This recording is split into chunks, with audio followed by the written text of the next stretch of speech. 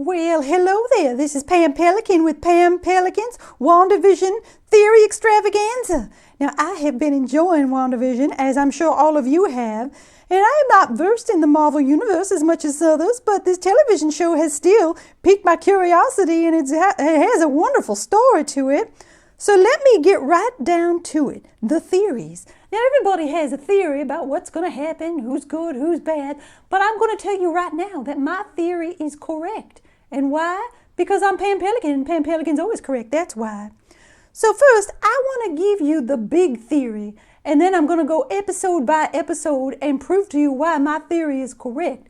But if you just want to stay for the big theory, that's fine. Episode by episode gets kind of long and boring, and I understand. So the big theory. This WandaVision is clearly a battle between good and evil, where Wanda is the good side, and there is an evil side that has not yet been identified. Sure, there are some evil elements introduced like Agnes and Herb, but I don't know if they're actually commanding the evil or under the orders of something more powerful. I believe it is the latter.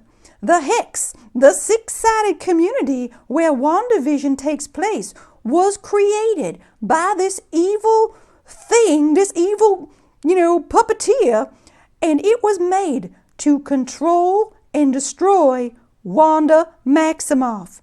Yes, they need to create, control, weaken, actually, because Wanda is too powerful, and then they will kill her. And we all know the one thing that kills Wanda is grief. So, what do we know? This Hex showed up approximately 3 weeks after the blip. And one of my theories here is that the force of evil was already in the world trying to take it over when Wanda reappeared and then stopped her. Or maybe this force of evil was also gone and reappeared with Wanda in the blip. But no matter, this thing started 3 weeks just after the blip. Something happened, and here we are now with Wanda in the middle of it. So let's take a look at each episode to prove this theory. If you want to go, I understand. Episode 1. Wanda and Vision are equally confused about how they got there, and they kind of look for clues. Like the refrigerator's empty and there's a heart on the counter and nobody knows why. Now, both are given a certain understanding of where they are, but no real script on how to proceed. The biggest clue, I think, in this episode is where Wanda says, "My husband and his indestructible head." I think that's a bigger clue than we first realized. That indestructible head's got something in it that cannot be destroyed. It's important, people. So we also meet Agnes, who we all kind of know is evil, as the friendly neighbor.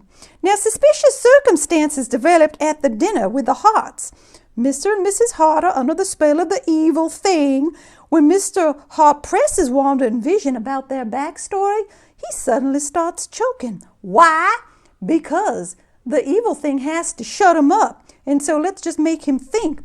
When Mrs. Hart is begging Wanda to help him by telling her to stop it, she's not telling Wanda to stop it. She's asking Wanda, please stop it. Please stop him from choking.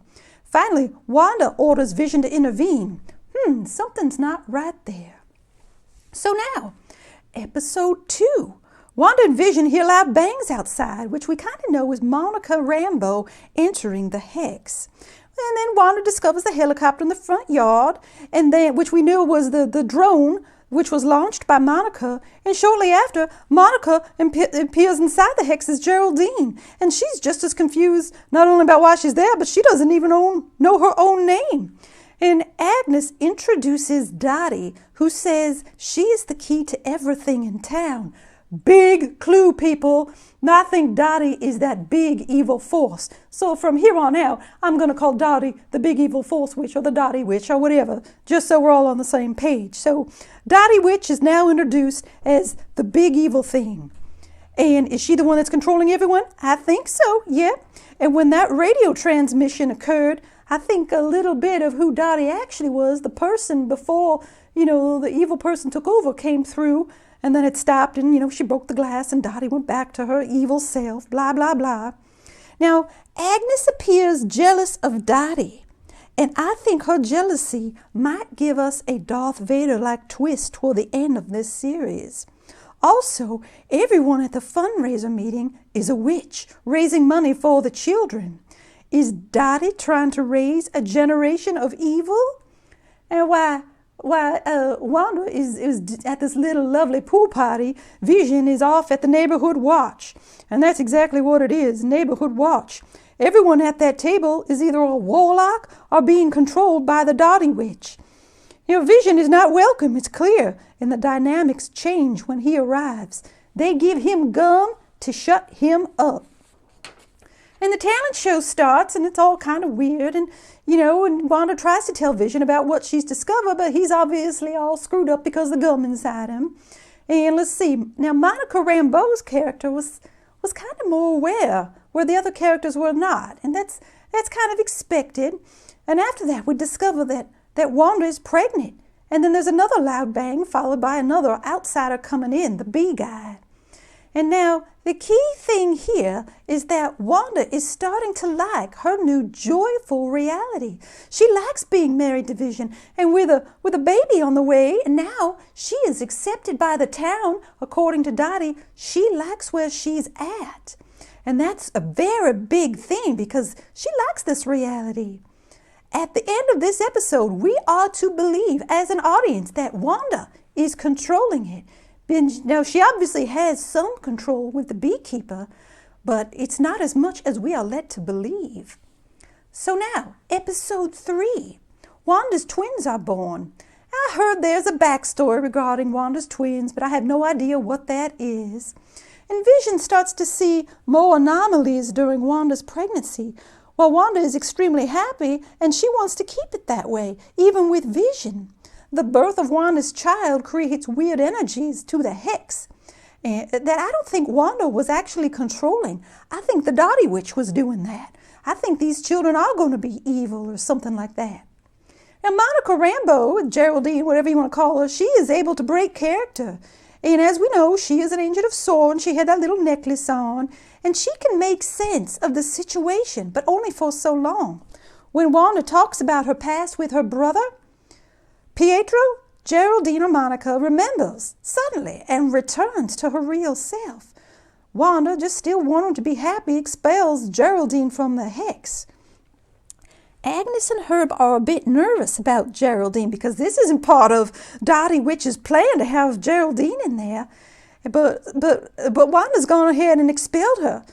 But this also what it does is it lets Vision start to wonder about Wanda. Like, is Wanda now on the up and up? This was a big episode.